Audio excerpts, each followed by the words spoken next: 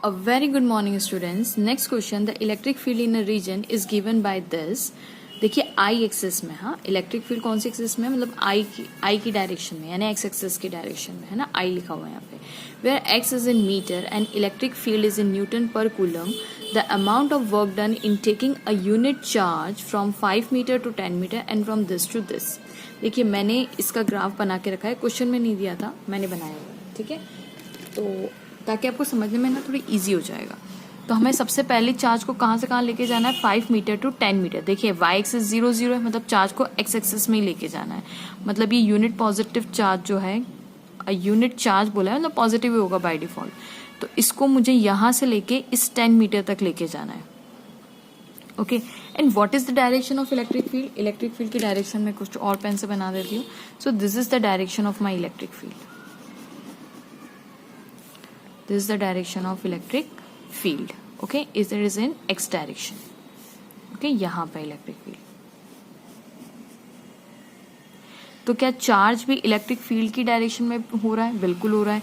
इसका मतलब इस चार्ज पे जो फोर्स लगेगा वो कितना लगेगा, Q into E, right. Force is equal to Q into E हो जाएगा. चार्ज हम लिखते हैं ना F is equal to Q into E. तो इस डायरेक्शन में फोर्स लगेगा, चार्ज भी इसी डायरेक्शन में जा रहा है, तो क्या वर्क डन होगा? बिल्कुल होगा. तो calculate the amount of work done, वही पूछा हुआ है ना. तो चलिए करते हैं हम लोग ये क्वेश्चन. ओके, सो हम जानते हैं कि डेल्टा वी, अच्छा मैं डेल्टा वी की इंफॉर्मेशन, क्योंकि वर्क डन जो होता है वो क्या होता है, work done per unit charge is the potential difference के बराबर होता है. करेक्ट. तो पहले तो मुझे वर्क डन निकालने के लिए, क्योंकि चार्ज की तो वैल्यू दे के रखी है, यूनिट चार्ज मतलब 1 कूलम का चार्ज होगा ये, यूनिट पॉजिटिव चार्ज. तो ये हमारे पास है, पर डेल्टा वी तो है नहीं, तो पहले डेल्टा वी निकाल लेते हैं. तो डेल्टा वी क्या होता है, माइनस ऑफ, क्योंकि पोटेंशियल इलेक्ट्रिक फील्ड के डायरेक्शन में पोटेंशियल घटता है तो हम यहाँ पे नेगेटिव लगाते हैं ना, E D X. Correct. So x1 to x2 formula हो गया हमारे पास. हमें कहाँ से कहाँ जाना है, यहाँ पे हमें जाना है इलेक्ट्रिक फील्ड की, हमें वैल्यू यहाँ पे दे के रखी है. देखिए इलेक्ट्रिक फील्ड डिस्टेंस पे डिपेंड कर रही है ना, 10x + 4, इसलिए हमने इंटीग्रेशन वाली मेथड यूज कर ली. और कहाँ से कहाँ जा रहे हैं हम, 5 metre to 10 metre. X axis में ही करना है क्योंकि dx की रिस्पेक्ट में इंटीग्रेशन करना है, तो लिमिट भी किसकी लगेगी, x की लगेगी, है ना. 5 to 10. ओके, अब फटाफट इसको सॉल्व कर लेते हैं. माइनस इंटीग्रेशन, इसका आप इंटीग्रेशन करेंगे तो 10x²/2 हो जाएगा, प्लस 4x हो जाएगा. और इंटीग्रेशन कहाँ से कहाँ तक, फ्रॉम 5 to 10. ठीक है, आप जानते हैं ना formula, xn dx is equals to x to the power n+1 upon n+1. तो यहाँ पे x का स्क्वायर/2 और 4x हो जाएगा. ठीक है, तो अब यहाँ पे पुट कर देते हैं हम वैल्यूज. अच्छा यहाँ से मैं काट दूं, 2 1 2 2 5 10, that is minus 5x² plus 4x 5 to 10. Values put कर देते हैं. 5 इंटू फर्स्ट अपर लिमिट रख रहे हैं यहाँ पे, into 10 minus upper limit minus lower limit, तो माइनस लोअर लिमिट रख देते हैं. अब 5 इंटू 5 का square plus 4 into 5. Correct. That will be equals to minus, ये हो जाएगा 500, ये हो जाएगा 40, ये हो जाएगा 125. ओपन करेंगे तो, और माइनस 20. इसको आप सॉल्व करेंगे तो you will get minus 395 joule. ये आ गया आपका पोटेंशियल डिफरेंस. तो वर्क डन कितना हो जाएगा, Q डॉट डेल्टा वी. ठीक है, Q इंटू डेल्टा वी. अब इसका हम रख देते हैं Q की वैल्यू 1 और डेल्टा वी की वैल्यू दैट इज माइनस 395. तो आंसर कितना आ जाएगा, माइनस 395 जूल्स.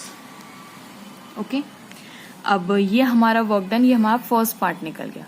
अब स्टूडेंट सेकंड पार्ट काफी इजी है, अगर आप ऐसे ही देख ले तो, नहीं तो मैं सॉल्व भी करके दिखाऊंगी आपको. ओके, तो उन्होंने बोला है 5 मीटर टू 5 मीटर 10 मीटर, मतलब y एक्सिस में 0 to 10 जाना है और x एक्सिस में 5 to 5 जाना है. तो ये देखिए मैंने ग्राफ बना के रखा है, ये मेरा 5 मीटर x एक्सिस में और ये मेरा 10 मीटर y एक्सिस में. तो पहले मुझे x एक्सिस देखिए सेम है और y एक्सिस 0 से 10 जा रही है, यानी 0 से 10. ठीक है, तो मतलब चार्ज क्या कर रहा होगा, चार्ज जा रहा है x एक्सिस में तो 5 मीटर ही है, मतलब वहीं का वही है. पर y एक्सिस फ्रॉम 0 to 10, मतलब ये 5,10 कुछ ऐसा होगा. यानी चार्ज का डिस्प्लेसमेंट कहाँ से कहाँ हो रहा है, यहाँ से लेके चार्ज यहाँ पे जा रहा है. करेक्ट. 5 मीटर, एक्स एक्सिस में तो देखिए कांस्टेंट है, एक्स एक्सिस में 5 मीटर, यहाँ पे भी 5 5 5 चला, पर यहाँ पे वाई एक्सिस 10 आ गया, यानी 5, 10 आप इसी को बोलेंगे ना, 5, 10। ओके, तो वाई एक्सिस में वो चला है 0 to 10, ये 0 और ये 10, और एक्स एक्सिस में 5 मीटर to 5 मीटर, तो 5 मीटर। अब मुझे बताइए कि इलेक्ट्रिक फील्ड कहाँ फ्लो कर रही है, इलेक्ट्रिक फील्ड ऐसे जा रही है, this is the direction of electric field, और चार्ज जो है, मेरा चार्ज कहाँ बैठा हुआ है, यहाँ पे 5 मीटर। तो चार्ज का जो डिस्प्लेसमेंट है वो कुछ ऐसे हो रहा है, displacement of the charge is perpendicular to the electric field, और जब चार्ज का डिस्प्लेसमेंट इलेक्ट्रिक फील्ड के परपेंडिकुलर होता है तो वर्क डन कितना होता है, 0। याद है आपको, हम लोग फिगर पढ़ते थे कि मान लीजिए ये हमारा कोई चार्ज है जिससे रेज ऐसे करके जा रही है, ये इलेक्ट्रिक फील्ड की डायरेक्शन है। तो अगर मैं इक्विपोटेंशियल सरफेस ऐसे करके बनाऊं, तो इस इक्विपोटेंशियल सरफेस पे चार्ज अगर ऐसे डिस्प्लेस कर रहा है और डायरेक्शन ऑफ इलेक्ट्रिक फील्ड ऐसी, तो हम क्या बोलते थे, इस सरफेस पे वर्क डन इज 0। मतलब चार्ज जो इक्विपोटेंशियल पे घूमेगा उसका वर्क डन कितना होगा, 0 के बराबर होगा। करेक्ट, क्यों? क्योंकि इलेक्ट्रिक फील्ड तो ऐसे जा रही है, पर चार्ज का डिस्प्लेसमेंट ऐसा, यहाँ पे भी देखिए इलेक्ट्रिक फील्ड ऐसे, पर चार्ज इक्विपोटेंशियल सरफेस पे परपेंडिकुलर जा रहा है।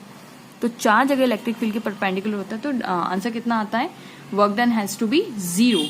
तो अगर आपको नहीं यकीन आ रहा है मेरी बात पे, तो चलिए इसको सॉल्व कर लेते हैं।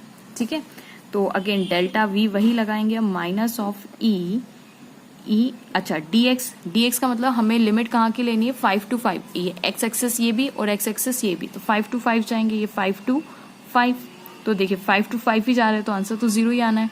माइनस इलेक्ट्रिक फील्ड की अगर आप वैल्यू रखेंगे तो 10x + 4 dx, वही बात 5 और 5, इसको अगर आप सॉल्व करेंगे so you will get answer minus 10x² / 2 + 4 from 5 to 5। Correct, अब यहाँ पे 2 1 2 2 5 10, that is minus 5x² + 4, 5 to 5। अब देखिए अपर लिमिट भी यहाँ पे 5 रखेंगे, सॉरी यहाँ पे 4x आएगा है ना, तो अपर लिमिट भी यही रखेंगे तो आंसर यही आएगा, लोअर लिमिट में भी आंसर सेम आएगा, दैट इज माइनस 5 × 5 का स्क्वायर + 4 × 5, माइनस लोअर लिमिट भी यही हो जाएगी, 5 × 5 का स्क्वायर माइनस 4 × 5, मैंने ब्रैकेट पहले ही खोल दिया, हाँ, नेगेटिव नेगेटिव, तो देखिए ये इससे गया, ये इससे गया, so answer would be 0। So hence work done, और यूनिट पॉजिटिव चार्ज तो यहाँ पे क्यू तो 1 ही होगा। ठीक है, मतलब ये वर्क डन हम निकालेंगे, ये सॉरी यहाँ पे हमने पोटेंशियल निकाला, तो पोटेंशियल कितना आया, ये सॉरी वर्क डन नहीं आया, this is our potential, this is our potential, this is our potential, तो पोटेंशियल ही 0 आ गया, तो वर्क डन क्या होता है, Q डॉट डेल्टा वी, तो Q की वैल्यू तो 1, पर डेल्टा वी कितना आ जाएगा, 0। ओके, तो that surface is called equipotential surface. Okay, तो होप आपको अगर इस मेथड से नहीं समझ में आया होगा तो आपको ये इंटीग्रेशन वाली मेथड से समझ में आ गया होगा।